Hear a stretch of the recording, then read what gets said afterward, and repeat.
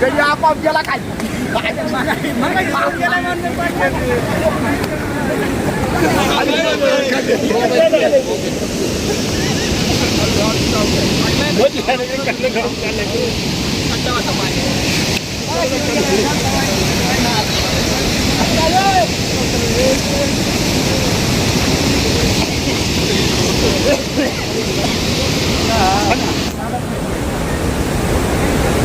काय फुल्या काय चालू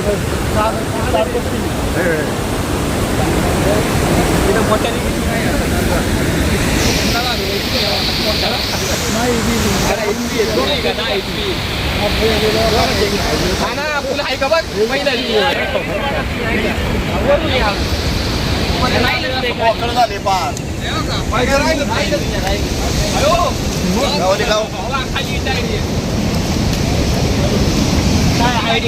सपोर्ट आहेत त्याला काय माझ्या तिकडून झाली नाही गाडी आल्यावर याच्यावरून जर गेली तर फड आहे बस नाही राहणार मोठी गाडी आहे का गाडी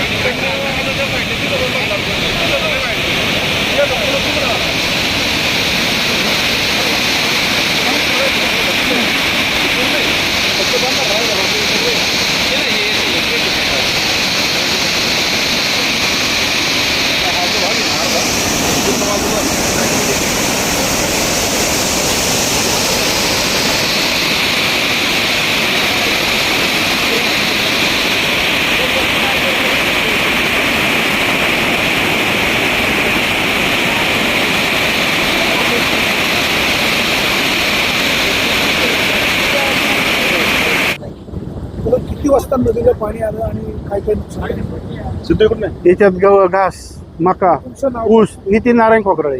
किती एकरचं नुकसान झालं काय काय पिकवतं आपलं 2.5 एकरचं झालंय.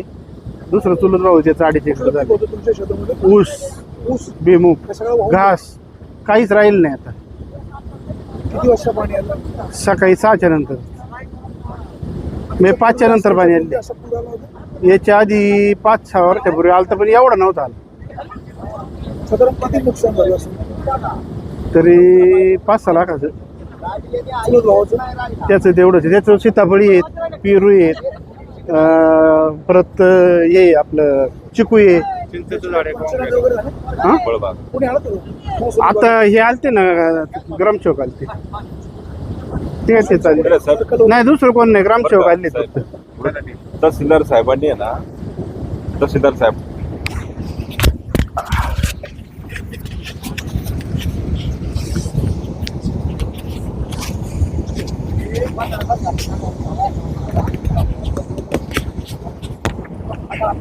किरणे इकडून तहसीलदार साहेबांनी हिवरेतर्फे नारायणगाव या ठिकाणी येऊन इथं सगळं इथं आपण पाहतोय हे सगळे शेतकरी स्थानिक इथे या ठिकाणी जमा आहेत आणि प्रचंड नुकसान झाले शेतीत साहेब।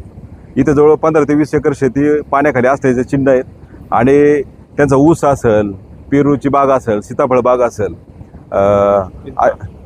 चिंचेची बाग आहे, जनावरांचं चारा आहे, हे सगळं पाण्याखाली गेले। तहसीलदार साहेबांनी त्यांची जी प्रशासनाची जी काही माणसं आहेत त्यांनी येऊन इथं पंचनामा करावा आणि शेतकऱ्यांना बिचारांना नुकसान भरपाई द्यावी, कारण अगोदर शेतकरी एक तर अडचणीत आहे। आणि हा जो पूर आलाय बरं का साहेब, हा जो पूर आलाय हा खरं तर अचानकपणे सगळ्यांना म्हणजे नारायणगाव पासून असेल, सगळ्या वडदपासून खालच्या गावांपर्यंत असेल, अचानकपणे एवढ्या मोठ्या प्रमाणात आलेलं पाणी कोणाला याचा एवढा अंदाज नव्हता। पूर येईल इथून मागं पण अनेक पूर पाहिलेत, परंतु हा पूर या पुराने फार मोठं नुकसान केलं। तुम्ही आता इथं स्वतः पाहताय हे कॉन्क्रिटीकरणाचं हे जे हा जो रस्ता आहे इथून जो बंदराकडून पलीकडे जातो, बघा याची काय अवस्था आहे। हे सगळं सुरळीतपणे करून द्यावं प्रशासनाने। ठीक आहे, आता पुराचं या ठिकाणी आपण पाहतोय अजून पण मोठ्या प्रमाणात पाणी चालू आहे। हे सगळं थोडं जरा पाणी कमी झाल्यावर या ठिकाणी प्रशासनाने या सगळ्या मंडळीकडे लक्ष द्यावं। दुसरी गोष्ट पाटबंधारे खात्याने ना आहे तेच काय नाही खालून राहिले रात्री मेसेज आला होता तर तो खालून टाकले राहिले. 1800 म्हणजे 2000 क्युसेक पाणी येईल या हिशोबाने आला होता। सकाळी उठून बघितलं तर एकदम पाणीच पाणी आणि म्हणजे शेतकऱ्यांना आम्हाला वेळ नाही भेटला। आता अजून आम्हाला आमच्या मोटारी आधीच केबल चोरीने त्रसते, त्यातले हे पाणी आता अजून पाणी कमी झालंच नाही। आता मोटर आहे का, पाईप आहेत का नाही आहेत, कॅबिन आहे का नाही, आता हे पाणी कमी झाल्याविषयी कळणारच नाही। आणि मागं बघा ना तुम्ही हे जलपर्णी हे डाबे जर काढले असते परत बघा तो राहिले त्यांना 2 दिवस टापे काढायला जे आता ही शेती सगळी वाहून गेलेली आहे, चारा राहिली नाही जनावरांना, तो 2 दिवस चाऱ्याची व्यवस्था करावं अशी शासनाला विनंती करतो। साधारण परिसरामध्ये नुकसान किती झालं असेल? नुकसान जवळजवळ 20-22 एकरचं नुकसान झालेलं आहे। शेती पण वाहून गेलेली आहे, शेती मोठ्या प्रमाणात वाहून गेलेली आहे। जवळजवळ 8-9 शेतकऱ्यांची शेती आहे। पाणी साहेब 4 दिवसापासून पाऊस चालू आहे। पाणी सोडताना आधी कल्पना द्यायला पाहिजे होती। नुसतं व्हॉट्सअप, आता बरीचशी लोक काय व्हॉट्सअप सोशल मीडिया वापरत नाही। काल बसून इथं इंटरनेटही चालत नाही। सगळ्यात महत्त्वाचं रात्री झोपत असताना पाणी आले। आज शेतातला माल तर सोडून द्या, माल तर उगावते परत, पण वावरच नाही राहिली, माल पिकवणार कुठं? आज ते नितीन भाऊंचे तर गायला खायला चारा नाही, आता चारा आणायचा कुठून? आता त्याला पैसे हे ते प्रशासनाने लवकरात लवकर इकडं त्यांची माणसं पाठवून संबंधित प्रशासन जे असेल, पाटबंधारे खातं असेल, तहसीलदार असतील, ग्रामसेवक असतील, त्यांनी देऊन पंचनामा करून लवकरात लवकर शक्य होईल तेवढे लवकर यांना मदत पोहोचवणं गरजेचं आहे। कारण शेतकरी टिकला तरच आपली सगळी व्यवस्था टिकणार आहे। अत्यंत वाईट परिस्थिती, खराब परिस्थिती झालेली आहे पाण्याने। लोकप्रतिनिधींचा काही संपर्क काहीच नाही, अजून तरी काहीच नाही। त्यांनी दौरा करायला पाहिजे ना भाऊ, आता नाही तर कधी करायचं? वाणी साहेब, तुम्ही जर अडचणीच्या काळात जर आपल्या शेतकऱ्यांना किंवा जिथं संकट आले तिथं जर उभं नाही राहिले, किंवा येऊन भेटी द्या, काहीतरी आश्वासन द्या, म्हणजे कुठेतरी शेतकऱ्यांचा संताप थांबल। ठीक आहे, असं वावर साहेब बघा करायला खांडून गेले सगळे उमदळून पडले।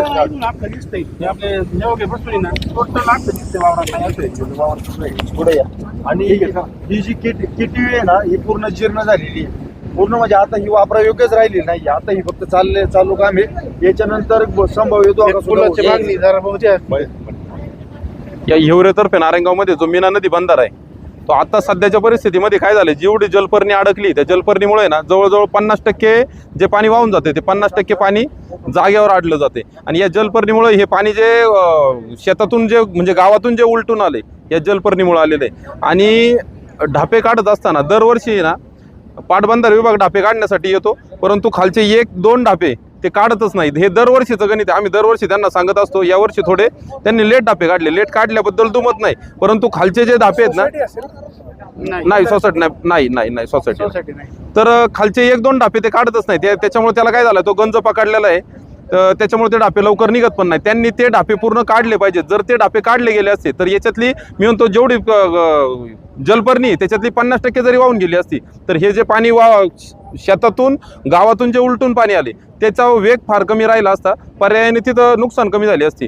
आणि जवळजवळ इकडं कळमजाई माळ्याचा पण जो काही परिसर आहे याच्यामध्ये शेतकऱ्यांच्या ज्या डीपी होत्या मोटर चालू करायच्या त्याच्यातली एक सुद्धा डीपी, नदीच्या मोटरींची एक सुद्धा डीपी नाही, सगळ्या डीपीच पाण्याखाली गेलेल्या आहेत. म्हणजे लाईटचा विषय पूर्णपणे तो पण हे झालेला आहे. म्हणजे ज्यावेळेस पंचनामा कधी आपल्याला आता शासन या 2 दिवसामध्ये करील तर त्यावेळेस शेत जमिनीचा तर पंचनामा होईलच, परंतु ज्या मोटरींच्या डीपींचा जो हे झाल्यात बऱ्याचशा सगळ्याच शेतकऱ्यांच्या ज्यांच्या पाण्याच्या वरच्या मोटरी आहेत त्या पाण्याच्या वरच्या मोटरी सुद्धा सगळ्यांच्या भिजून गेलेल्या आहेत. म्हणजे त्याच्यासाठीचा जो अतिरिक्त खर्च आहे तो पण वाढलेला आहे. आता इथं जसं राजूभाऊंनी सांगितलं, अरुण भाऊंची सीताफळाची बाग असेल किंवा नितीन भाऊंचा इथं जो विषय असेल तो सगळेच म्हणजे, आणि त्यांनी त्यांची जनावरे सोडून सुद्धा मारुती मंदिरामध्ये नेऊन तिथं बांधलेत. परत इथं जी थोरात वस्ती, इथं 4-5 थोरात कुटुंबांची घर आहेत, तर त्या घराच्या म्हणजे उमऱ्याला तिथं त्या ठिकाणी पाणी लागले, त्यांच्या गोठ्यामध्ये तिथं पाणी गेलेलं आहे. तिथला सुद्धा चाऱ्याचा प्रश्न असेल तो सुद्धा एकदम म्हणजे अवघड झालेला आहे, तो सुद्धा शासनाने सोडवला पाहिजे आणि त्वरित पंचनामे त्या ठिकाणी केले पाहिजे. कळमजाई माळ्यातील तिथली शाळा जी आहे जिल्हा परिषद शाळा, त्या जिल्हा परिषद शाळेची जर परिस्थिती आता जर पाहिली तर तिथं एकाही फरशीवरती उभं राहता येणार नाही, इतकी भयानक परिस्थिती शाळेची निर्माण झालेली. तिथलं ते संबंधित अधिकारी असतील किंवा काय असेल त्यांनी ते काम लवकरात काम दिलेलं आहे, ते काम मंजूर पण झालेलं आहे, परंतु शाळेचं काम सुरेश भाऊ त्यांनी आता चालू केलेलं नाहीये. तर तिथं मुलांची बसायची सुद्धा सुविधा नाही. माननीय गर्जे मॅडम, सर्कल मॅडम या ठिकाणी आल्या होत्या, त्यांनी आता पर्यायी व्यवस्था त्या ठिकाणी करू वगैरे असे आश्वासन समजा दिलेलं आहे, परंतु पर्यायी व्यवस्था म्हणजे कंटिन्यू झाली पाहिजे. आता पावसाळा काही लगेच थांबल किंवा नाही थांबल, परंतु मुलांची सोय सुद्धा त्या ठिकाणी अडचणीची. आणि साधारण या साईडला कमीत कमी 25 एकरचं नुकसान 100% झालं, जास्त पण परंतु कमी. प्रत्येक शेतकऱ्याचा मी म्हणतो काय नाही पाहिलं तर मी म्हणतो पिकाची जर 1-1.5 कोटी गेला म्हणजे वावरच नाही राहिले. आता जर आपण जर पंचनामा आपण शेतातल्या पिकाचा जर केला तर तो ₹1,00,000 समजा एकरी धरू, पण ज्या ठिकाणची राजूभाऊ आता जर तिथली वावरच वाहून गेली, तिथली वाहूनच गेले तर तिथला तो पंचनामा आपण आता कोणत्या बेसिसवर किती वाहून गेले याचा कसा अंदाज लावू शकतो. जलपर्णीमुळे का इथं नदीचे 2 प्रवाह झाले होते. माझ्याकडे त्याचा माझं 1.25 एकरचा आहे, त्याच्यामध्ये आता आहे पठाण, रसूल बाबलाल पठाण. काय नुकसान झालं? माझे ऊस आहे खाली 1.25 एकर, तर ऊसामध्ये आत्ताही इतकं पाणी आहे. माझ्याकडे गेलेलं नाही ना, वाहून नाही गेलेला, पाणी साठलेलं आणि माझी विहिरीमध्ये पूर्ण विहीर बंद झाली. त्याच्यावर पाणी गेले. वरती विहीर पाणी गेलेलं आहे, त्याच्यामध्ये गाडले. आता जवळजवळ 6-7 महिन्याचा ऊस आहे. कुठली व्हरायटी? 86 कृष्णा. बरं का वाणी साहेब, सगळ्यात महत्त्वाची गोष्ट तहसीलदार साहेबांनी सध्या मला वाटतं थोडी खुर्ची सोडून काम केलं पाहिजे. ठीक आहे, आमचे सारे कार्यकर्ते फिरतात, हरभरत आम्ही एखाद्या कुटुंबाला किराणा भरून देऊ किंवा काहीतरी थोडी मदत करू, परंतु प्रशासनाने याचे खरं तर लोकांना आधार दिला पाहिजे, दिलासा दिला पाहिजे आणि या सगळ्या गोष्टीचा पंचनामा करून या लोकांना भरपाई कशी देता येईल अशा पद्धतीने प्रशासनाने काम केलं पाहिजे. आणि इथे ना वाणी साहेब, ह्या जलपर्णीमुळं आणि हे ढापे न काढल्यामुळे नदीचे डायरेक्ट 2 प्रवाह झाले, 2 नद्या एकत्र आल्यासारखी परिस्थिती या ठिकाणी झाली होती. आणि तुम्ही आता इथं बघा, हा मार्ग सुद्धा बंद होणार आहे इथला.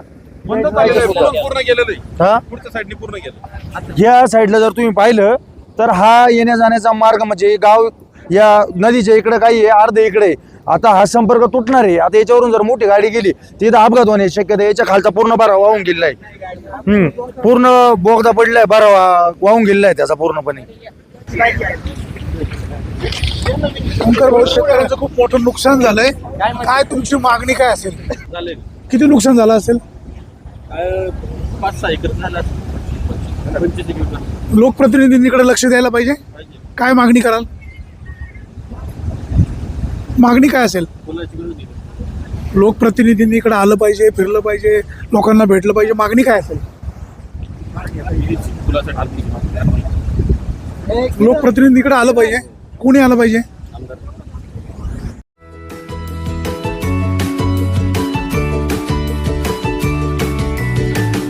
बातम्या शेतीच्या, बातम्या मातीच्या, बातम्या अन्यायाच्या, गुन्हेगारीच्या,